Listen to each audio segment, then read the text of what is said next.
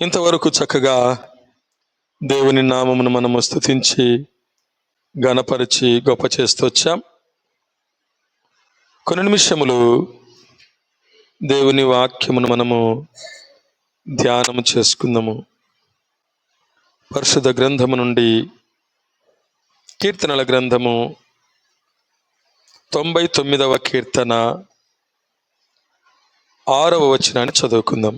ఆయన యాజకులలో మోషే అహరోనులుండిరి. ఆయన నామమును బట్టి ప్రార్థన చేయు వారిలో సమూయేలు ఉండెను. వారు యెహోవాకు మొరపెట్టగా ఆయన వారికి ఉత్తరమిచ్చెను. దేవుని నామమునకు మహిమ కలుగును గాక. యేసుక్రీస్తు శ్రేష్టమైన ఉన్నతమైన నామములో వందనాలు. అందరికి వందనాలు. మంచిది. దేవుని వాక్యమును ధ్యానము చేసుకుందాము. అంగీకరించే ప్రార్థన. ప్రియమైన వారలారా, మనము గడిచిన వారంలో కూడా, అంటే ఆదివారం మనము వాక్యాన్ని ధ్యానం చేస్తూ వచ్చాం. ప్రార్థన చేస్తే భూమి తలక్రిందులవుతుంది. అదే ప్రార్థన చేయకపోతే మనమే తలక్రిందులైపోతాం. ప్రియమైన వారలారా, దేవుణ్ణి నమ్మిన ప్రతి ఒక్కరికి, ప్రతి క్రైస్తవునికి ప్రార్థన ఊపిరి లాంటిది.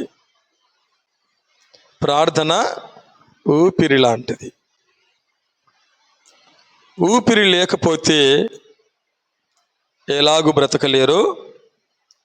ప్రార్థన లేకపోతే క్రైస్తవుడు బ్రతకలేడు. ప్రార్థన లేదు అంటే నువ్వు బ్రతికి లేవు అని దాని అర్థం. ప్రార్థన లేదు అంటే నీవు బ్రతికి లేవు అని అర్థం. ఎవరి దృష్టిలో?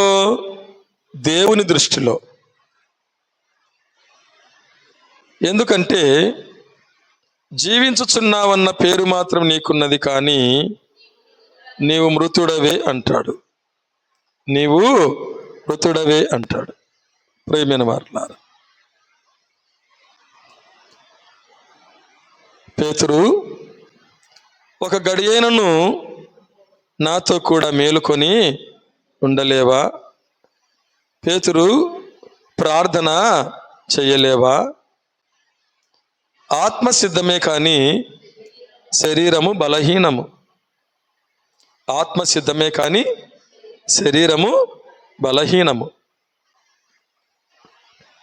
ప్రియమైన వారలారా, ఆత్మ ఎప్పుడు సిద్ధముగా ఉంటుంది, శరీరము బలహీనముగా ఉంటుంది.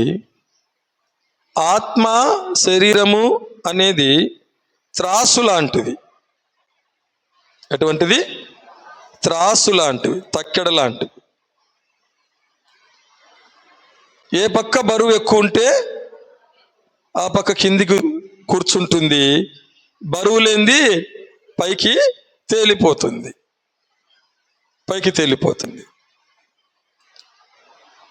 ఇద్దరు ఇంట్లో కొట్లాడుకుంటున్నారు అనుకోండి, ఎవరిది పై చెయ్యి అయితే వాళ్ళది స్థిరపరచబడుతుంది, మిగతాది తేలిపోతుంది. అట్లా ఆత్మ శరీరమునకు, శరీరం ఆత్మకు విరోధముగా పోరాడుచుంటాయి. ఇందులో ఏది బలముగా ఉంటుందో అదే గెలుస్తుంది. మీకు ఒకవేళ ఇలా జరుగుతుందో లేదో తెలియదు, కానీ అనుదిన జీవిత ప్రయాణములో ప్రతిరోజు జరిగే సంఘర్షణ ఏమిటో తెలుసునా? నాకు ప్రతిరోజు తెల్లవారుజామున 3:45కు అలారం పెట్టి లేస్తే ప్రతిరోజు జరిగే సంఘర్షణ ఏమిటంటే, ఆత్మ ప్రార్థన చేయి అంటుంది, శరీరము వచ్చే పడుకో అంటుంది. ఆత్మ ఏం చేస్తుంది? లేచి ప్రార్థన చేయండి. ప్రతిరోజు కొట్లాటే, ప్రతిరోజు పోట్లాటే. దేనికి? ఆత్మకు, శరీరానికి ప్రతిరోజు పోట్లాటే. ప్రియమైన వారులారా, దేనికైతే మొగ్గు చూపుతామో అదే గెలుస్తుంది. ఎన్ని మాటలు చెప్తుందో, మధ్యాహ్నం చేసుకుందిలే, రాత్రి చేసుకుందిలే, ఎన్ని మాటలు చెప్తుందో. ఏంది? శరీరము. ఇంట్లో నుంచి బయటికి రాగానే చల్లగా గాలి వస్తే మంచిగా పడుకో, ఎంత బాగుందో చూడు చల్లగా గాలి. ఓకే కొంచెం సేపు పడుకుంటే ఇంకంతే కదా, అయిపోయి. ప్రియమైన వారులారా, ఇది ఆత్మకు, శరీరానికి ప్రతిరోజు జరిగే పోరాటం. మీకు జరగదేమో, ఎందుకంటే మీరు చాలా కరెక్ట్గా ఉంటారు కదా. ప్రియమైన వారులారా, కాబట్టి ప్రార్థన అనేది క్రైస్తవునికి ఊపిరి లాంటిది. ప్రార్థన లేని విశ్వాసి శక్తిహీనుడు. ప్రార్థన లేని విశ్వాసి శక్తిహీనుడు. అందుకనే భక్తుడు ఏమని ప్రార్థన చేశాడు, ఏమని పాట పాడాడు? ప్రార్థన శక్తి నాకు కావాలయ్యా, నీ పరలోక అభిషేకం కావాలయ్యా. ప్రార్థన శక్తి. ప్రియమైన వారులారా, ఈ సమయమందు చదవబడిన లేఖన భాగము ద్వారా దేవుడు మనతో మాట్లాడుతున్నటువంటి చక్కటి మాటను మనం వినాలి. ఇక్కడ 99వ కీర్తన 6వ వచనములో 3 వ్యక్తులు ఉన్నారు. ఒకరు మోషే, ఇంకొకరు అహరోను, ఇంకొకరు సమూయేలు. మోషే, అహరోను, సమూయేలు, ఈ 3. ఆయన యాజకులలో మోషే, అహరోనుల నుండి ఆయన నామమును బట్టి ప్రార్థన చేయి వారిలో సమూయేలు ఉండెను. వారు మొరపెట్టగా ఆయన వారి ఉత్తరమిచ్చెను. హల్లెలూయా. అంటే 3 ప్రార్థనకు దేవుడు ఏం చేశాడంట? జవాబిచ్చాడు. 3 ఆయన యాజకులు, ప్రార్థన చేయువారు. ప్రియమైన వారులారా, గమనించండి, మనము యాజకులమని వాక్యం చెబుతుంది. మనం ఎవరము? యాజకులము. మనమందరం ఒకే కులం. ఏ కులము? యాజకులం. మనం యాజకులు అంటే దేవుని కొరకు ప్రత్యేకింపబడిన వారు.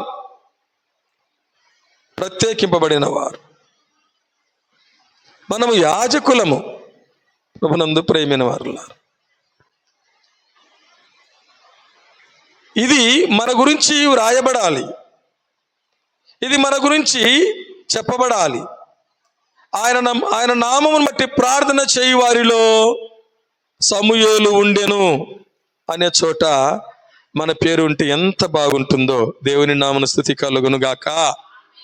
హల్లెలూయా. ఆయన నామమును బట్టి ప్రార్థన చేయి వారిలో మధుబాబు ఉండెను. మీ పేరు పెట్టుకొని చదువుకుంటే ఎంత బాగుంటుందో. ఆయన నామమును బట్టి ప్రార్థన చేయి వారిలో, వెరీ గుడ్ కదా.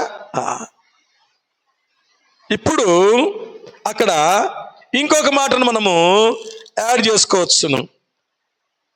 వారు యెహోవాకు మొరపెట్టగా, వారనే చోట ఈ పేరు పెట్టుకో, మధుబాబు యెహోవాకు మొరపెట్టగా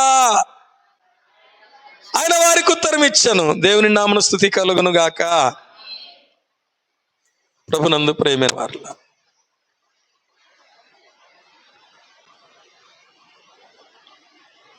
పరీక్షింపబడకుండా వినాలి జాగ్రత్తగా. పరీక్షింపబడకుండా ప్రకాశింపలేము. పరీక్షింపబడకుండా ప్రకాశింపలేము. మనము ప్రకాశించకుండా ఇతరులను ప్రకాశింపజేయలేము. పరీక్షింపబడకుండా ప్రకాశించలేము. మనం ప్రకాశించకుండా ఇతరులను ప్రకాశింపజేయలేము. ప్రభునందు ప్రియమైన వారులా,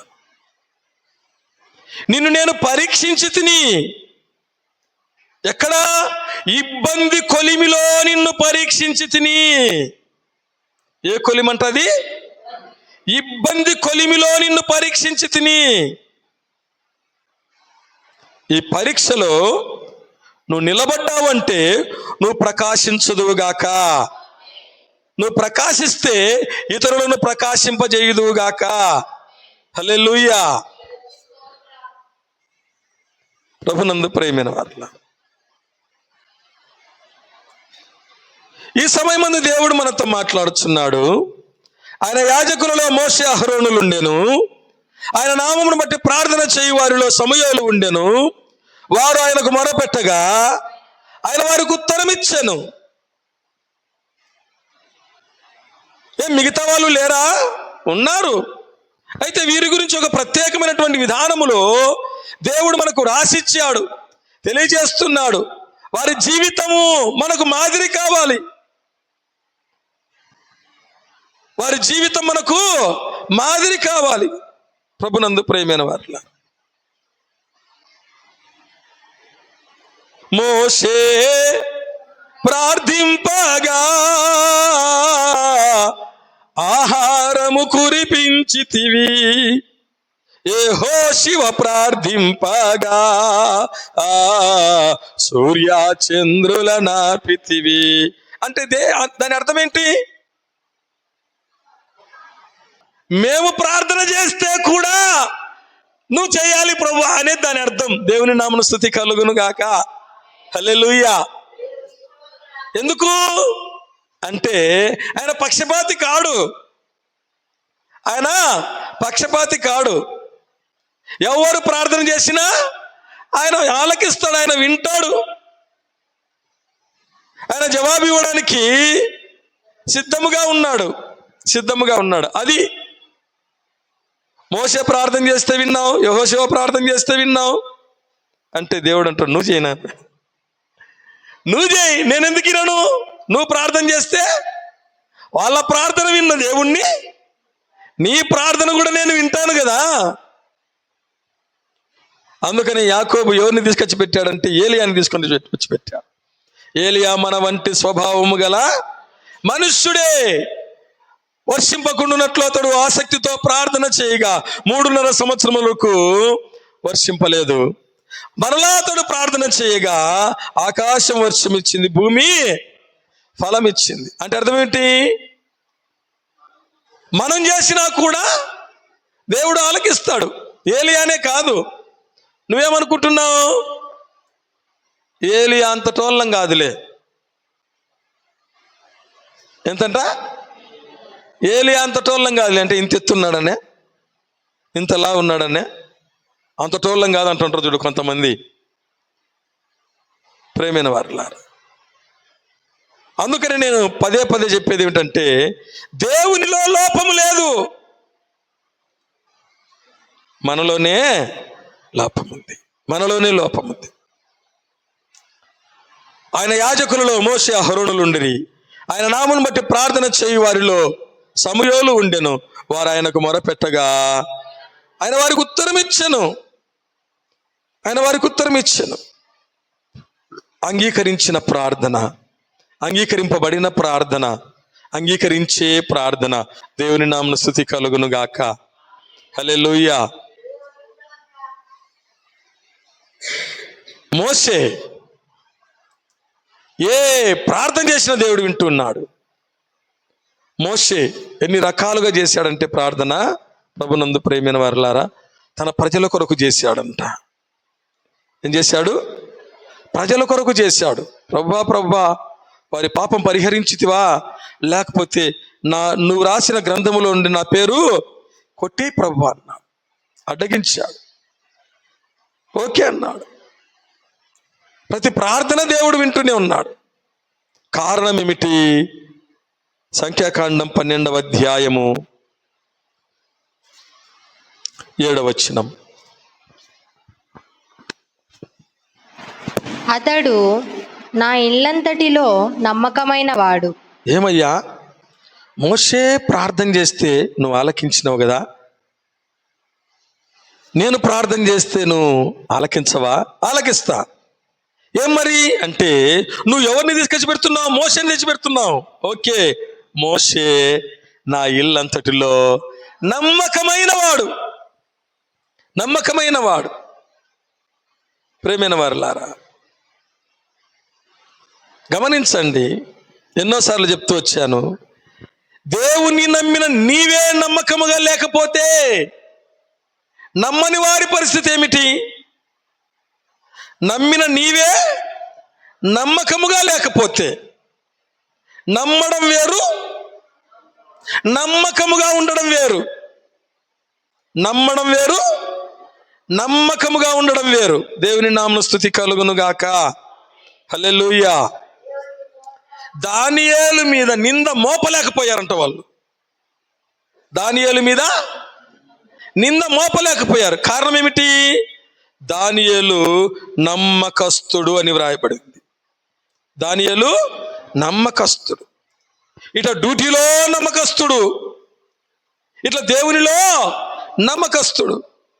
డ్యూటీలో నమ్మకస్తుడే, డ్యూటీలో నమ్మకస్తుడే. ఏ నేరం చూపలేకపోయారు. ఇట్లా దేవునిలో నమ్మకస్తుడే. అందుకనే వారు ఒక ప్లాన్ ఏం వేశారో చూడండి. దానియేలు గ్రంథము 6వ అధ్యాయము 5వ వచనం చదవండి. అందుక మనుష్యులు అతని దేవుని పద్ధతి విషయమందే గాని మరి ఏ విషయమందును అతనిలో లోపము కనుగొనలేమని కొనిరి. దేవుని నామమునకు స్తుతి కలుగును గాక. హల్లెలూయా. అక్కడ ఉన్నటువంటి అధిపతులు, అధికారులు ఏమంటున్నారంట? అందుక మనుష్యులు అతని దేవుని పద్ధతి విషయంలోనే తప్ప మరి ఏ విషయంలో కూడా మనం అతన్ని లోపము కనుగొనలేం. ఇప్పుడు ఏం చేయాలి అంటే, నెల రోజులు ఎవరు కూడా ప్రార్థన చేయకూడదు. ఏ దేవుని యొద్ద కూడా అడగకూడదు, మనుషుని యొద్ద కూడా అడగకూడదంట. వాళ్ళు పెట్టిన కండిషన్ ఎట్టుందంటే, నాకు అవసరం ఉందనుకోండి రాజు దగ్గరికి పోయి అడగాల, కానీ పక్కింటోని కూడా అడగకూడదు నాకు పలాంది కావాలని. అంటే నువ్వు దేవునివి, దేవుణ్ణి అడగాలి. 30 రోజులు నువ్వు దేవునివి అన్నారు. దానియేలు ప్రభుత్వ విషయంలో నమ్మకమైన వాడు, దేవుని విషయంలో నమ్మకమైన వాడు. ప్రభుత్వ విషయంలోనే ఇంత నమ్మకముగా ఉంటే మరి దేవుని విషయంలో, అసలు ఆ ప్రభుత్వ ఉద్యోగమును ఇచ్చింది ఎవరు? దానియేలుకు దేవుడే కదా. దేవుడే ఇస్తే మరి దేవుని సన్నిధికి ఎట్లా దూరం అయిపోతాడు కదా. కాబట్టి అనుదినము ముమ్మారు తన మేడ గది కిటికీ యెరూషలేము తట్టు తెరవబడి ఉండగా తన దేవుణ్ణి స్తుతిస్తూ ప్రార్థన చేస్తూ వస్తున్నాడంట. ప్రభునందు ప్రేమైన వార్ల, ఇది నమ్మకత్వం అంటే. ఇదేమి చెప్పండి? నమ్మకత్వం అంటే. దేవుని నామమున స్తుతి కలుగును గాక. హల్లెలూయా. నమ్మకత్వం. మోషే నా ఇల్లంతటిలో నమ్మకమైన వాడు, నమ్మకస్తుడు, నమ్మకమైన వాడు. ప్రభునందు ప్రియమైన వారుల, మోషే ప్రార్థన దేవుడు ఆలకించడానికి మోషేలో ఉన్నటువంటి ఒక గుణలక్షణం ఏమిటంటే, మోషే నా ఇల్లంతటిలో నమ్మకమైన వాడు. చాలా మంది నమ్మి గమ్మనుంటారు. నమ్మితే సరిపోదు, ఎలా ఉండాలి? నమ్మకముగా ఉండాలి. నమ్మితే సరిపోదు, నమ్మకముగా ఉండాలి. దేవుని నామమున స్తుతి కలుగును గాక.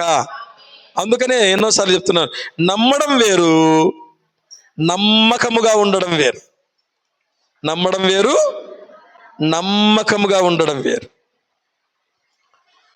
నమ్మకముగా ఉండడము అంటే అర్థం ఏమిటంటే, అనేక అర్థాలు వస్తాయి. నిజాయితీగా ఉండడం అనేది కదా, చెప్పింది చెప్పినట్లు చేయడం అనేది, లోబడడం అనేది, విధేయత, ఇవన్నీ కూడా వస్తాయి. ఇవన్నీ కూడా వస్తాయి.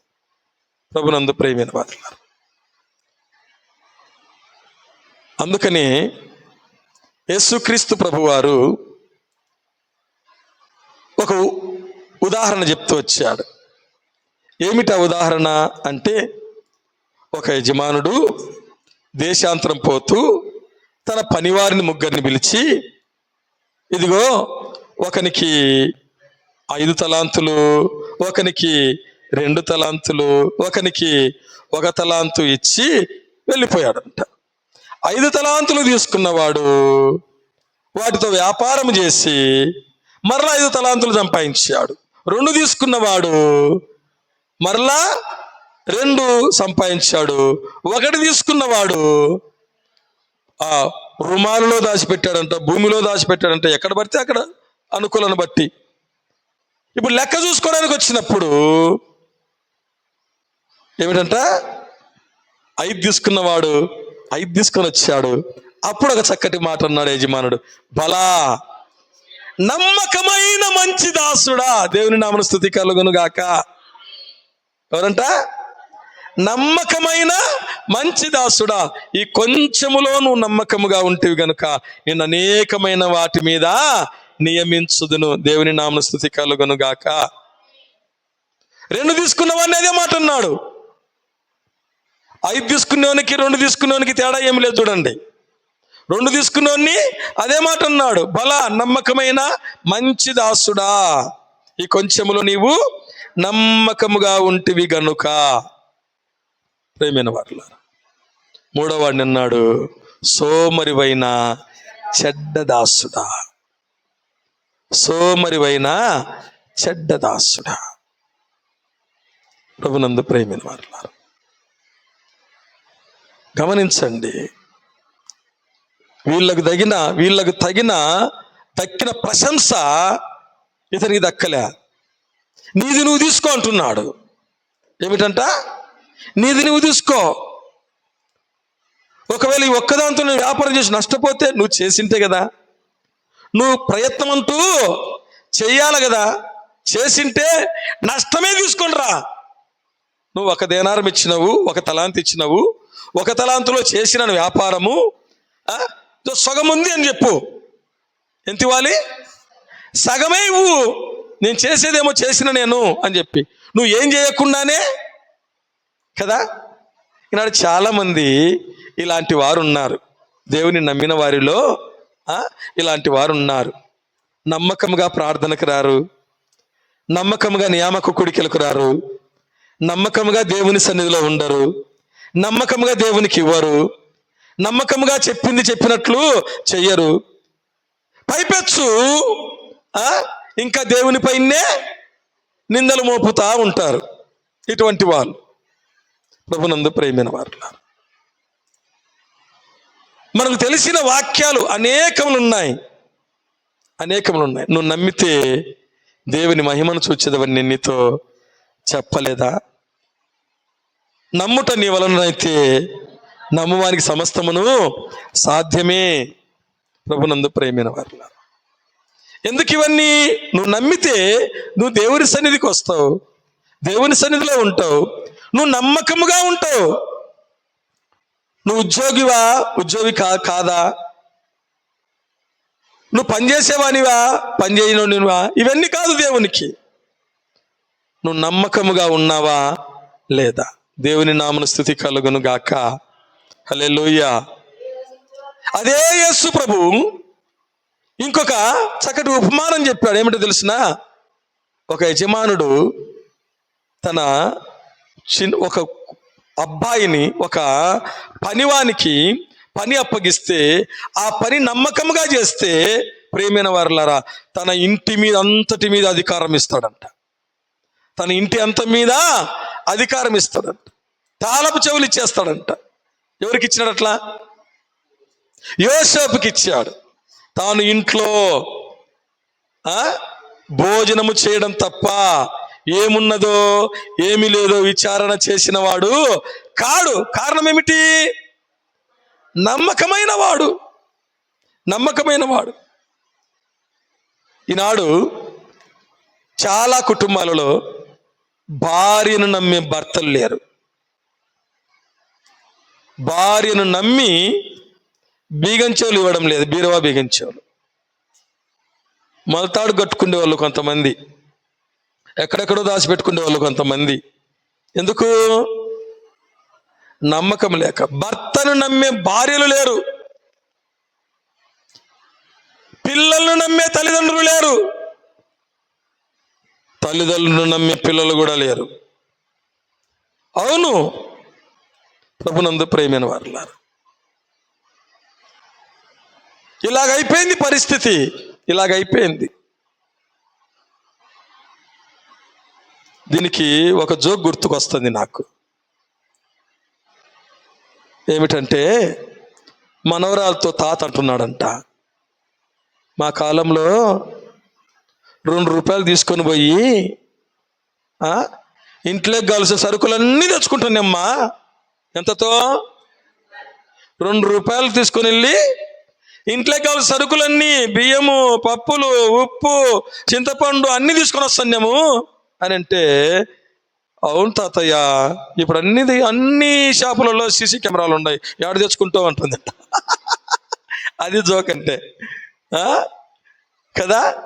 అన్ని షాపులలో ఏం పెట్టినారు ఇప్పుడు? సీసీ కెమెరాలు పెట్టినారు కదా. అట్లా తెచ్చుకునే దానికి వీలు లేదు అంటుందంట.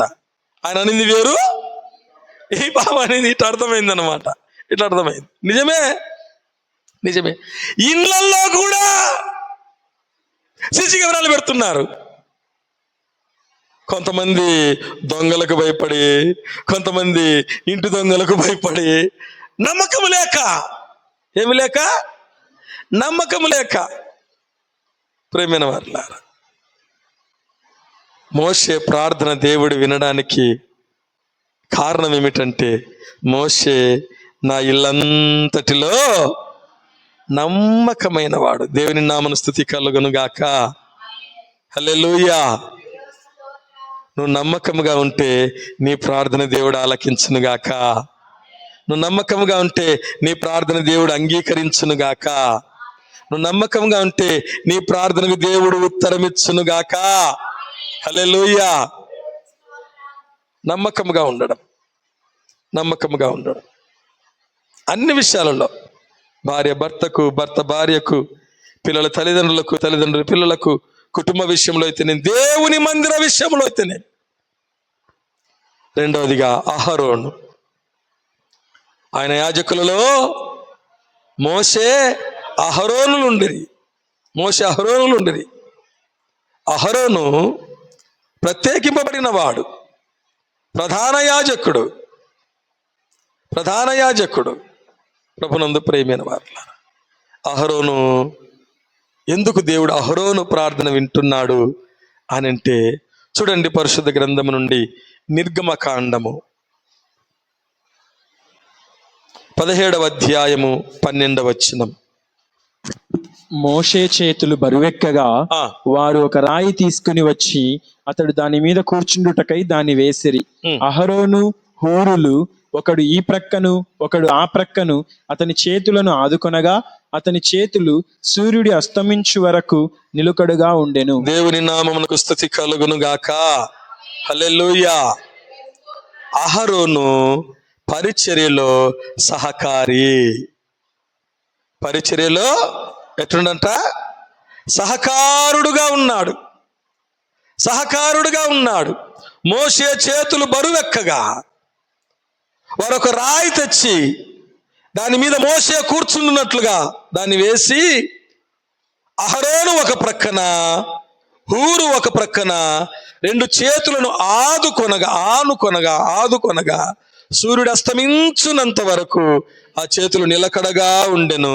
చేతులు నిలకడగా ఉన్నందువలన ఇశ్రాయేలుకు గొప్ప విజయము కలిగింది. దేవుని నామమున స్తుతి కలుగును గాక.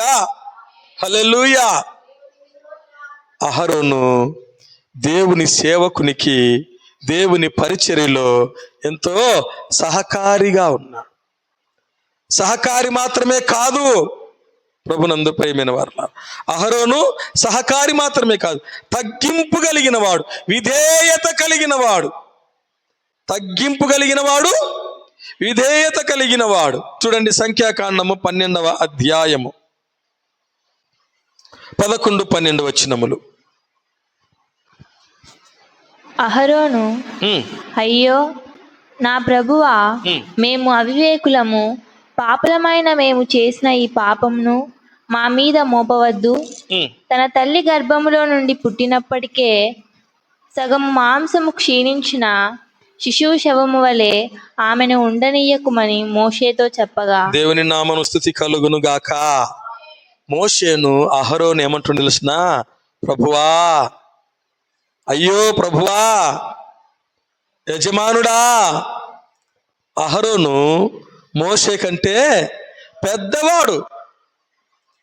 అహరోను మోషే కంటే, చెప్పండి, పెద్దవాడు. వయస్సులో పెద్దవాడు. అయినా మోషేను ఏమంటున్నాడు అహరోను? ప్రభువా అని వేడుకుంటున్నాడు, ప్రార్థన చేస్తున్నాడు, వేడుకుంటున్నాడు. ఎంత విధేయతనో చూడండి, ఎంత తగ్గింపో చూడండి. వయస్సుని బట్టి కాదు, దైవత్వాన్ని బట్టి, దేవుని సేవను బట్టి. ప్రభునందు ప్రియమైన వారు, అహరోను ప్రత్యేకింపబడిన వాడు మాత్రమే కాదు, అహరోను సహకారి మాత్రమే కాదు, అహరోను ఎంతో విధేయత కలిగిన వాడు, తగ్గింపు కలిగిన వాడు. ప్రభునందు ప్రియమైన వారు, మోషే వయస్సును చూడలే. నువ్వు నాకంటే చిన్నోనివి, నేనేంది నిన్ను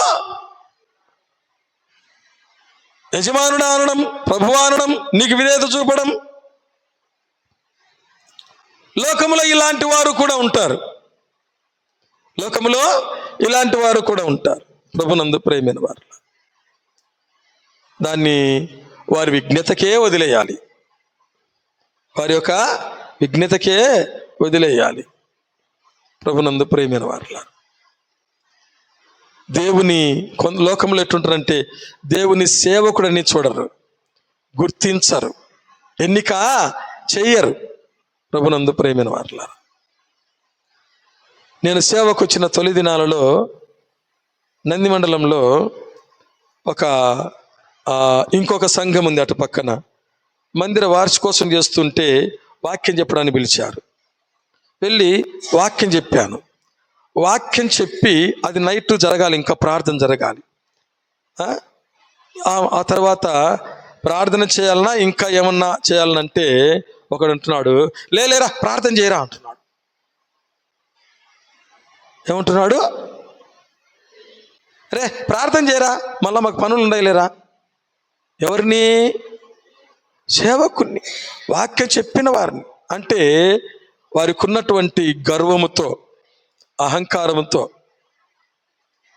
ఈ మధ్యకాలంలోనే చనిపోయినలేండి, ప్రభునందు నిద్రించాడు అతను. ప్రభునందు అనే దానికంటే మామూలుగా చచ్చిపోయినాడు అనేది వీళ్ళు, ఎందుకంటే జీవితం అటువంటిది కదా. ఇలాగున ప్రేమైన వారులారా,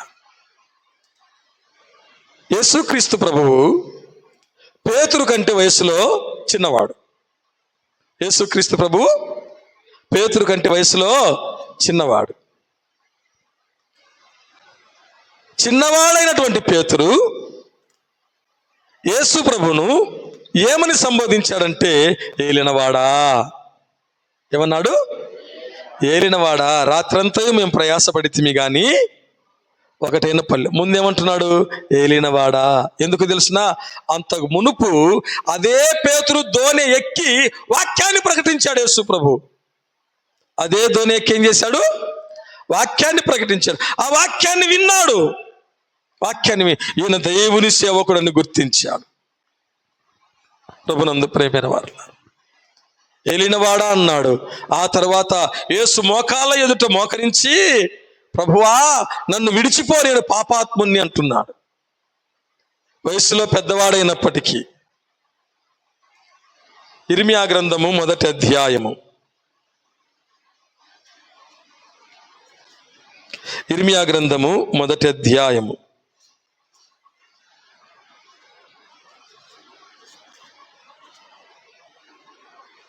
6వ వచనం.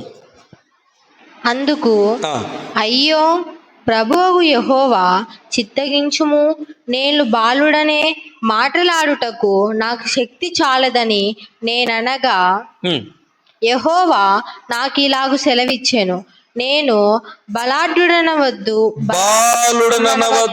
హల్లెలూయా, గట్టిగా హల్లెలూయా. ఇర్మియా దేవునితో అంటున్నాడు, అయ్యో ప్రభువా, నేను బాలుడను, మాటలాడుటకు నాకు శక్తి చాలదంటే దేవుడు అంటున్నాడు, నేను బాలుడనని నువ్వు అనవద్దు. నిన్ను ఎన్నుకున్నది నేను, నిన్ను ఏర్పరచుకున్నది నేను వెళ్ళమన్న ప్రతి చోటికి నువ్వు వెళ్ళాలి, చెప్పమన్న ప్రతి మాట నువ్వు చెప్పాలి. అంతే. అహరోను దేనికి గుర్తిస్తున్నాడు, దేనికి ప్రాధాన్యత ఇస్తున్నాడు అంటే, దేవుని సేవకుణ్ణి విధేయత చూపుతున్నాడు, సహకారిగా ఉన్నాడు. దేవుని నామమున స్తుతి కలుగును గాక. హల్లెలూయా. నువ్వు సహకారిగా ఉంటే దేవుడు నీ ప్రార్థన ఆలకించును గాక. నువ్వు తగ్గించుకుంటే నీ ప్రార్థన దేవుడు ఆలకించును గాక. అహరోను లాగా విధేయురాలవైతే దేవుడు నీ ప్రార్థనకు జవాబిచ్చును గాక. హల్లెలూయా. ఆయన యాజకులలో మోషే, అహరోనులుండిరి.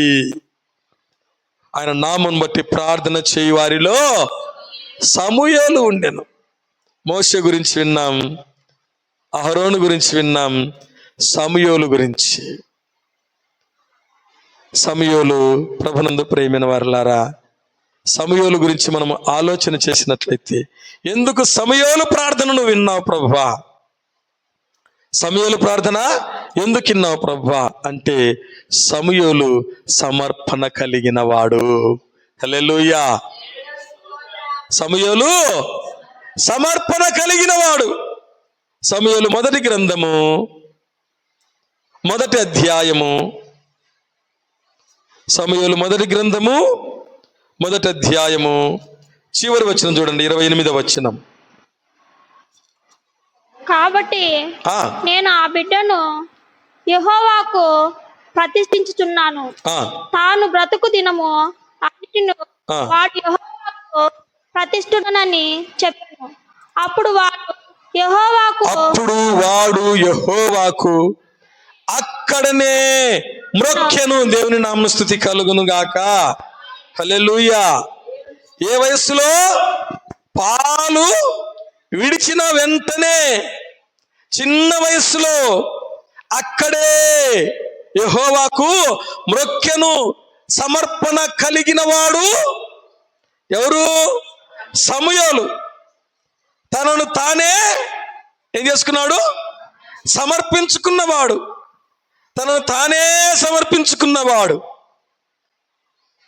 ప్రభునందు ప్రియమైన వారలారా, సమూయేలు ప్రార్థన ఆలకించక ముందు సమూయేలు చేసిన పని చూడండి. సమూయేలు మొదటి గ్రంథము 7వ అధ్యాయము 9వ వచనం. సమూయేలు పాలు విడువని ఒక గొర్రె పిల్లను తెచ్చి యెహోవాకు సర్వాంగ బలిగా అర్పించి, ఇశ్రాయేలీయుల పక్షమున యెహోవాను ప్రార్థన చేయగా యెహోవా అతని ప్రార్థన అంగీకరించెను. దేవుని నామమున స్తుతి కలుగును గాక. హల్లెలూయా. యెహోవా అతని ప్రార్థన అంగీకరించెను. అతని ప్రార్థన అంగీకరించడానికి ముందు సమూయేలు చేసిన పని ఏమిటి? పాలు విడువని ఒక గొర్రె పిల్లను తెచ్చి యెహోవాకు సర్వాంగ బలి, అంటే ఏది కూడా ప్రక్కకు పోకుండా దేవునికి సమస్తమును సమర్పించుట, దేవునికి సమస్తమును సమర్పించుట. అలా సర్వాంగ బలి అర్పించి ఇశ్రాయేలుల పక్షమున ఆయనను వేడుకొనగా, ప్రార్థన చేయగా దేవుడు సమూయేలు ప్రార్థన అంగీకరించాడు. చూడండి, సమూయేలు దేవునికి తనను తాను సమర్పించుకున్నవాడు. తనను తాను సమర్పించుకున్నవాడు. అతను అర్పించే అర్పణ కూడా చూడండి, సర్వాంగ బలి అర్పిస్తున్నాడు. ఇంకొక మాట చూడండి, అదే సమూయేలు మొదటి గ్రంథము 12వ అధ్యాయము 23వ వచనం. నా మట్టుకు నేను మీ నిమిత్తము ప్రార్థన చేయుట మానుట వలన యెహోవాకు విరోధముగా పాపము చేసిన వాడునగుదును, అది నాకు దూరమగును గాక. దేవుని నామమునకు స్తుతి కలుగును గాక. హల్లెలూయా. అయ్యా మా కోసం ప్రార్థన చేయండి అయ్యా అంటే, అయ్యా నేను నియమించబడినదే ఎందుకొరకు? మీ కొరకు ప్రార్థన చేయడానికే నేను ప్రత్యేకింపబడ్డా. నేను నియమింపబడినదే ఎందుకోసమంటే ప్రార్థన చేయడానికి. నా మట్టుకు నేను మీ నిమిత్తము ప్రార్థన చేయుట మానుట వలన యెహోవాకు విరోధముగా పాపము చేసిన వాడనగుదును, అది నాకు దూరమగునుగాక. నేను సమర్పించుకునిందే ఎందుకంటే మీ కొరకు ప్రార్థన చేయడానికి, మీ కొరకు ప్రార్థన చేయడానికి. ఇలాంటి సమర్పణ జీవితం నీకుందా? సమయం ముందు దేవుడు నీతో మాట్లాడుతున్నాడు. ఇటువంటి సమర్పణ జీవితం నీకుందా? ఇలాంటి సమర్పణ జీవితం నీకుంటే సమూయేలులాగా నీ ప్రార్థన దేవుడు ఆలకించునుగాక. ఆయన నామం బట్టి ప్రార్థన చేయవారిలో నీ ఉందువుగాక. నువ్వు ప్రార్థన చేయగా దేవుడు అంగీకరించునుగాక. నువ్వు ప్రార్థన చేయగా దేవుడు నీ ప్రార్థన జవాబిచ్చునుగాక. హల్లెలూయా. ప్రభునందు ప్రియమైన వారులారా, కాబట్టి గమనించండి, ముగ్గురి ప్రార్థన దేవుడు విన్నాడు. ముగ్గురి ప్రార్థనకు దేవుడు జవాబిచ్చాడు. కారణం ఏమిటంటే మోషే నమ్మకస్తుడు. మోషే నమ్మకస్తుడు, నమ్మకమైన వాడు. అహరోను సహకారి, విధేయత కలిగిన వాడు, తగ్గింపు కలిగిన వాడు. సమూయేలు సమర్పణ కలిగిన వాడు. సమూయేలు సమర్పణ కలిగిన వాడు. సమర్పణ అంటే అర్థం ఏమిటంటే, ప్రభునందు ప్రియమైన వారులారా, దేని కొరకైతే నేను నియమించబడ్డానో దాని అదే పని చేసేవాడను. హల్లెలూయా. దేని కొరకైతే నేను నియమించబడ్డానో అదే పని నేను చేసేవాడు. తాను బ్రతుకు దినములన్నిటను వాడు యెహోవాకు ప్రతిష్ఠుడు. ప్రతిష్ఠ అంటే స్థిరముగా ఉండుట. మందిర ప్రతిష్ఠ, విగ్రహ ప్రతిష్ఠ. ప్రతిష్ఠ అంటే అర్థం ఏమిటి? నిలబెట్టడం. స్థిరముగా నువ్వు సమర్పించుకున్నావా? స్థిరత్వము నీలో ఉందా? స్థిరముగా నువ్వు ఉన్నావా? దేవుని నామమున స్తుతి కలుగును గాక. నాడు చాలా మంది మాటలో స్థిరత్వము లేదు, క్రియలలో స్థిరత్వము లేదు, జీవితంలో స్థిరత్వము లేదు. ఎలాగూ దేవుడు ప్రార్థన ఆలకిస్తాడు? ఎలాగూ దేవుడు ప్రార్థనకు జవాబిస్తాడు? మరలా చెప్తున్నాను, మొదట చెప్పినటువంటి ఆ ఉదాహరణను. ఏమిటో తెలిసిన? పరీక్షింపబడకుండా ప్రకాశింపలేము, ప్రకాశింపకుండా ఇతరులను ప్రకాశింపజేయలేము. ప్రభునందు ప్రియమైన వారులారా, పరీక్షలో మనము పాస్ కావాలి అంటే, ప్రభునందు ప్రియమైన వారులారా, ప్రార్థన మనలో ఉండాలి. మనలో ఏముండాలి? ప్రార్థన ఉండాలి. అది ఎటువంటి ప్రార్థన అంటే నమ్మకమైన ప్రార్థన, మోషే లాంటి ప్రార్థన. అది ఎటువంటి ప్రార్థన? అహరోనులాగా సహకారముతో కూడిన ప్రార్థన, తగ్గింపు కలిగిన ప్రార్థన, విధేయత కలిగిన ప్రార్థన. ఎటువంటి ప్రార్థన? సమూయేలులాగా సమర్పణ కలిగిన ప్రార్థన. దేవుని నామమున స్తుతి కలుగును గాక. ఎటువంటి ప్రార్థన నువ్వు చేస్తే, నేను చేస్తే, మనము చేస్తే తప్పకుండా దేవుడు మన ప్రార్థన ఆలకించి వారికి ఉత్తరం ఇచ్చినట్లుగా మనకు కూడా జవాబిచ్చునుగాక. మన ప్రార్థనకు దేవుడు ఉత్తరం ఇచ్చునుగాక. మన ప్రార్థన దేవుడు అంగీకరించునుగాక. ఈ వాక్యము దేవుడు మన వినికిడిలో ఆశీర్వదించునుగాక. అట్టి కృప దేవుడు మనకందరికి దయచేయునుగాక.